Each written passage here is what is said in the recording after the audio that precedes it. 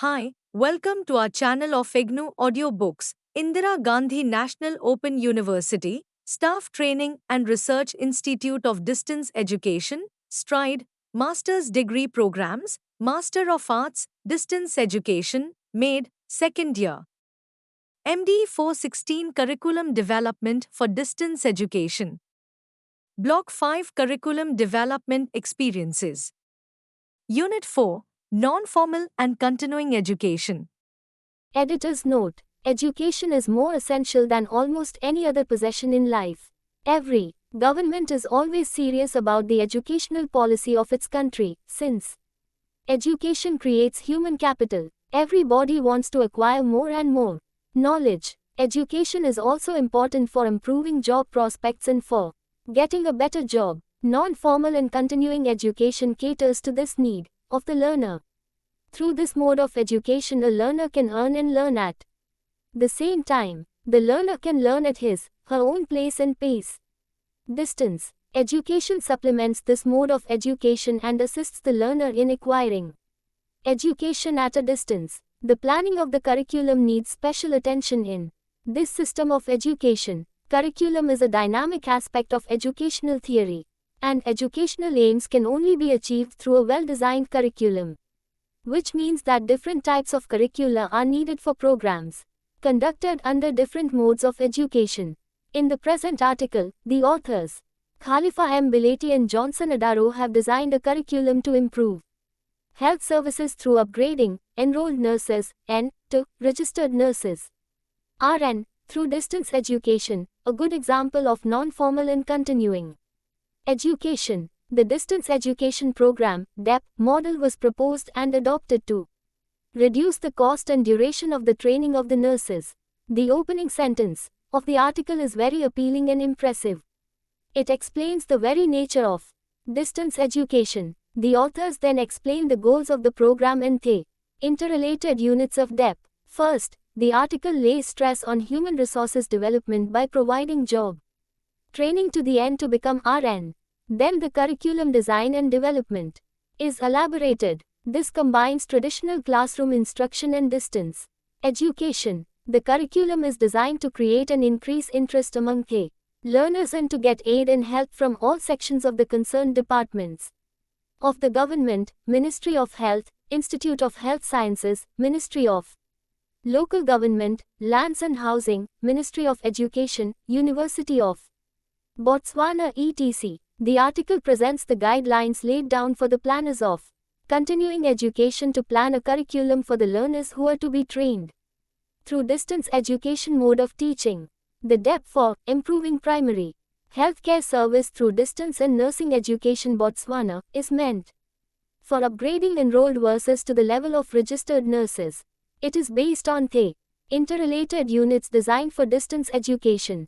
The curriculum for non-formal and continuing education should be a combination of traditional classroom instruction and distance education to enable the learners to learn at their own pace according to the available resources, due to the strained employment which their weight is under. The authors have suggested and have designed the curriculum to achieve better integration of clinical theory and practice needed for the training for upgrading the N to RN. The program involved the creation of a working environment essential for the effective combination of nursing education and services. For the development and successful implementation of the curriculum, the joint efforts of all the government and educational institutions are required. Secondly, the goal of the curriculum was to train the nurses according to the required standards of training and knowledge, so it was divided into two parts: general course units and detailed blueprints for contact classes. This helped the nurses to have the comprehensive training needed. The curriculum included the production of study material according to the norms of the distance education mode. The study material was produced on the principles of self-instructional material, SIM, and was based on textbooks by writers established as a part of curriculum in the catchment area, and residential tutorials were provided to the learners. The curriculum included all the components of learning required for technical programs under non-formal and continuing education. Assessment was based on the upgrading of the students' performance. Along with assignments and practicals, there were also assessed tests for the award of certificates. The curriculum was designed on the basis of the needs of the learner. Non-formal and continuing education through distance education provides an opportunity and a chance to professionals, technicians and officials to continue learning and to improve professional competence and betterment throughout their lifespan. Now, please read the article and appreciate the curriculum development, its implementation and the methods of evaluation in non-formal and continuing education. Thereafter, do attempt to answer the questions given at the end. Improving primary healthcare services through distance and nursing education in Botswana. Introduction. This paper examines a distance education model designed to improve primary health services through upgrading enrolled nurses to registered nurses. Preliminary feasibility studies conducted between 1985 and 1992 indicated that it is feasible to improve the quality of primary healthcare services, especially in the rural areas through upgrading AINS through distance education. During the past decades, the government of Botswana made considerable progress in expanding training programs and access to quality healthcare services. Between 1975 and 1985, the capacity of hospitals, clinics, and health posts increased over 100%. Expansion of health facilities was unmatched by the output of training institutions. The resulting imbalances between demand and supply of nurses created the need to explore possible ways of expanding educational opportunities for nurses. In the current planned period, 1972 to 1977, continuing education for nurses and other healthcare professionals was identified as a priority by the government of Botswana. The target is the enrolled nurses, AINS, who constitute about 53%, 1,433, of total nursing workforce. Given the long and prohibitive cost of continuing nursing education, few upgrading programs were established. For example, between 1985 to 1991, NDP 7, 80 enrolled nurses, AINS, were upgraded to registered nurses, RNs, at the prohibitive cost of 9,440,000 pula, resulting in a per-student cost of 118,000 pula.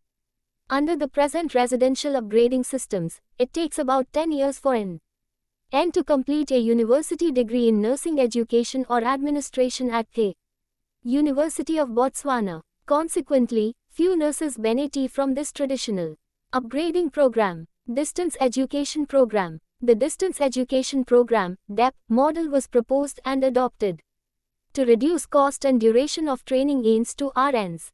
Specific goals of the program are to a. Improve the quality of healthcare services, b. Expand educational opportunities for enrolled nurses, c. Motivate nurses by improving the conditions of service, d. Improve access to quality nursing education, a. Develop the capacity of tutors to conduct research and organize training programs to improve nursing practice, and f. Make nursing education cost-effective.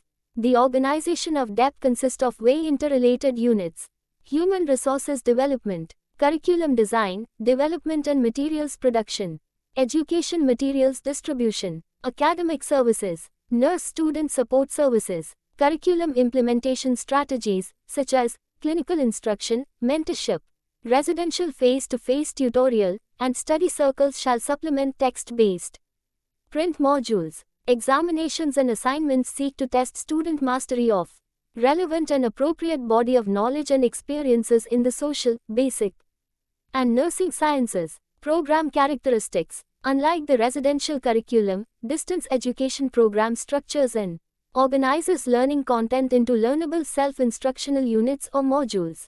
This structure is unique in several respects. First, it combines elements of traditional classroom instruction and distance education. Second, it enriches the reservoir of experiences among AINS as adult learners to develop a structured sequence of learning activities responsive to PHC strategies. This process allows for a better integration of clinical practice and theory. Third, the mentorship component of the program creates a working environment essential for effective collaboration between nursing education and nursing services. This relationship between education and service seeks to maximize the relevance of education to The world of work. Collaborating institutions and agencies. The DEP was designed in collaboration with Ministry of Health and Institutes of Health Sciences, HIS, Gaborone, Molopolal, Labasto and Francistown. Ministry of Local Government Lands and Housing, MLGLH, Ministry of Education, MO, University of Botswana, Center for Continuing Education and Department of Nursing, and Kellogg Foundation, USA. The Ministry of Health, MO, is the principal agency responsible for overall nursing, administration, and management of all program activities. The University of Botswana will accredit this distance education program. The Center of Continuing Education of the University of Botswana provides technical and professional assistance for training and production of education materials. The Ministry of Education, MO, shall provide technical support for program development and evaluation. The Distance Education Resource Center, DERC, located at the Institute of Health Sciences in Sero will be equipped with media, such as video, models, maps, overhead projectors, audiovisual materials, and other resources. The curriculum. The goal of the curriculum is to prepare an N to effectively and efficiently achieve standards of nursing care required of an RN. Inputs for the curriculum were obtained from a needs assessment of nursing services and content analysis of N, midwifery and RN programs. The output was used to develop a philosophy and a conceptual framework for the program with embedded 3 elements of primary healthcare, PHC, orientations, provision of services in community settings, provision of healthcare by a health team in appropriate, integration of preventive, primitive, and curative services. Layout of the curriculum. The basic framework of the curriculum consists of 2 levels of operation: general course units and detailed blueprint for content areas. Table 4.1 shows a summary of courses and time frame. Table 4.1, N to RN upgrade courses. Content area time. Theory and practice. Basic sciences 3 courses. Anatomy and physiology 80 hours. Physics and chemistry 60 hours. Microbiology 30 hours. Nursing sciences 9 courses. Fundamentals of nursing 30 hours.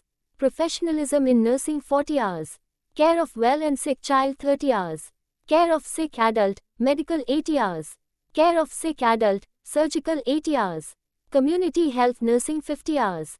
Nursing management 44 hours. Applied research in nursing 50 hours. Mental health nursing 85 hours. Social sciences 1 course 50 hours. Each course unit shall be organized according to the following example. 1. Topic area, anatomy and physiology of human cell. 2. Objective, identify and describe functions of human cells and body tissues. 3. Theory, study of the anatomy and physiology of human cells and body tissues with specific reference to health and disease processes. 4. Clinical practice, observation of the pathophysiology of body cells. 5. Learning activities, laboratory exercises, examinations of cells, models, tissues and review of modules. 6. Evaluation, exercises using self-assessment format, clinical demonstration, multiple choice tests, short answer, questions to state functions of cells and tissues in relation to health and disease processes. Training, short-term and long-term strategies can be employed to maximize the contribution of existing staff. Training will be located in local and international institutions with a good track record in distance education, for example, Nursing Times, University of South Africa, Open University. Study leave will be provided for staff designated for distance education to develop individual and institutional distance education capacity and facilitate the transfer of skills, knowledge and expertise. Instructional materials development. All text-based instructional modules will be developed by the curriculum design and writing team. Workshops for training members of the team will involve writing instructional objectives, instructional design, editing, formatting of modules, and text production. Curriculum implementation strategies. The interface between theory and practice is adequately integrated by using WAY strategies which focus on didactic and clinical activities at appropriate times. During the learning cycle, 1. Clinical instruction jointly supervised by tutors and mentors. 2. Text-based modules for self-instruction. 3. Student study circle. In Speci-Ed catchment area. 4. Mentoring and preceptorship. 5. Residential tutorials. Clinical instructional methods. The objectives of healthcare instruction are to 1. Prepare each nurse to acquire the necessary competencies to manage clinical conditions requiring the application of nursing process. 2. To apply clinical knowledge to prevent disease, promote health and rehabilitate ill patients in hospitals, clinics, health posts, mobile stops and community settings. Clinical teaching will take place in a variety of settings, hospitals, clinics, health posts and communities. Each represents a different, yet equally important dimension of unique learning opportunities in keeping with the credos of PHC: access, quality, relevance, and appropriateness of care for individuals, families, and communities. Each student will be required to complete 4 weeks of clinical rotations in the 9 core nursing subject areas. Clinical rotations will run concurrently with assignments and reading of text-based self-instructional modules. Evaluation and supervision of clinical rotations will be conducted by mentors in collaboration with clinical preceptors and tutors. Mentorship. Closely integrated with clinical instruction is the mentorship component of the program. Mentors serve as a link between the clinical teaching sites and the Institute of Health Sciences (CERO).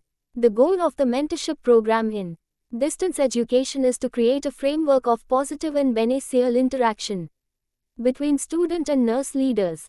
This interaction is likely to enhance the development of clinical skills of competent, efficient, and professional registered nurse. Each mentor is expected to perform many overlapping roles, including clinical preceptor, role model, and resource person.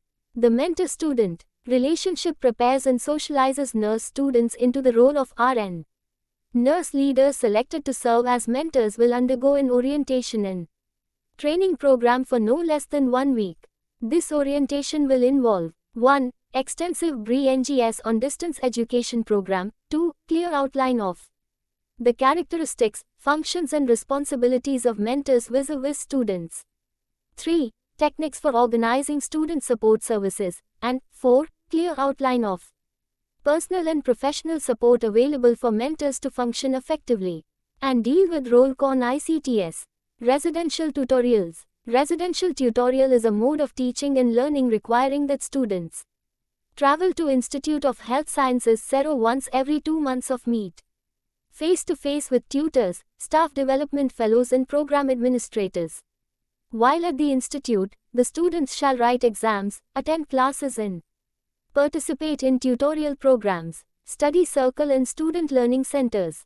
The study circle is the 4th component of the program. The idea of a study circle is based on current practices in Botswana. In most communities, students engaged in corresponding courses meet periodically to review course materials. The study circle is not only an academic support group, but provides a base for social cohesion to groups of adult learners sharing a similar concern. The intention of the study circle is to bring together students living within close proximity of a catchment area to work on common problems and issues once a week. Text-based modules for self-instruction. Independent study is the FTH component of the program. The basic framework for the organization of the core curriculum is the modular system. The entire package of learning material is designed to enable students to study and learn independently. Each module consists of unit goals and objectives, content, assignments, criteria for completion, assessment, self-test and study guides.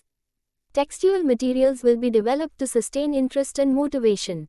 Content will be sequenced in a manner that allows for systematic progression. Typically, each unit will have a self-help study guide that explicates the progression to the subsequent unit. Program implementation, management and administration. The success of distance education demands special administrative arrangements. Unlike residential programs, distance education requires a relatively complex administrative setup, mainly because of the physical distance between students, tutors, and program administrative units. The success or failure of distance education is highly dependent on the administrative and management setup to Ensure that program quality and integrity is maintained where working teams will be instituted. These are 1. Project management, 2. Curriculum, design, development, and implementation, 3. Educational materials distribution, 4. Human resources and training, and 5. Academic and nurse student support services. Members of these working teams will be derived from the program core staff consisting of tutors, staff development fellows, research and curriculum officers, and support staff. General academic policies. General academic policy pertains to admission requirements, student assessment strategies, the interface between groups of courses and examinations. Admission requirements. A student who applies for admission into this program must meet the following requirements. 1. Evidence of completion of enrolled nursing programs. 2. Proof of current registration with Nursing Council of Botswana. 3. Evidence of current practice. Continuous assessment. Continuous assessment will be both formative and summative. Formative information will be used for improving student performance as well as supportive services. Summative information will be the basis for deciding if a student is to be selected, retained, promoted, and certified as a competent registered nurse. Continuous assessment shall be the most important aspect of the overall assessment of student performance. Clinical observations, demonstration, role play, community assessment, and clinical presentations shall constitute part of the overall assessment. The intention is to document the student's ability to process, analyze, synthesize, and apply information to prevent disease, promote health and well-being. In keeping with the accreditation requirements of the University of Botswana, there shall be a minimum of 2 written assignments per course. Clinical practicum shall be evaluated as unsatisfactory, satisfactory, good, and excellent. Continuous assessment and NAL examination shall consist of the following ratio. 2:1. Academic progression. To progress from Group A to Group B courses, a student must satisfactorily pass Group A courses and attain a minimum mark of 50 in each course taken individually, or B. Attain a minimum mark of 50 in courses taken together. Also, these criteria apply to the final examination. A student shall be permitted to supplement a maximum of 2 courses in each group and allowed to repeat a course twice only. Award of the diploma. To be awarded a diploma, a student shall be required to pass both Group A and B courses. The NAL mark shall be a simple average for Group A and Group B marks. The mark of the diploma shall be Class E ed as follows. Pass with distinction 80% and above. Pass with merit 70 to 79%. Pass with credit 60 to 69%. Pass 50 to 59%. Fail 49% and below. Program evaluation. Program evaluation is a complex but essential activity undertaken to document the efficiency and effectiveness of all aspects of the DEP. Monitoring is adopted as the preferred model of distance education evaluation because monitoring strategies are readily adaptable to program management. The overwhelming bias towards good management is particularly important, given the lack of experience among the staff in the management of distance education activities. This concern with management shall focus on 6 issues of what, where, how, why, who and when. What is the program? How will the program be implemented? Where and when will the program be implemented? Program supervision, as a monitoring strategy, is designed to ensure efficiency of instructional delivery system, academic quality, and effectiveness of technical, professional, and support staff. Data for monitoring program inputs, process and outcomes should be reviewed against program goals and objectives. The quality of inputs will impact program processes as well as outputs. Data required for monitoring distance education can be conceived of as being related primarily to inputs, process, and outcomes. SPECI data source for program evaluation includes student records, academic reports, program implementation schedules, availability and utilization or resources and progress reports, among others. Conclusion. Distance education provides an opportunity for professionals to continue learning and improve professional competence throughout the lifespan. The curriculum emphasizes community orientation activities designed to develop a healthy balance between institutional and community care, and to move nursing away from traditional and singular focus on nursing care activities, such as one-to-one patient care, care from acute, chronic, ill and disabled individuals, and secondary and tertiary prevention. This integrated approach attempts to socialize the nurse student in the process of primary health care, rather than focus on the application of nursing process to sick care. Thank you for watching. We will see you in the next video with the next chapter.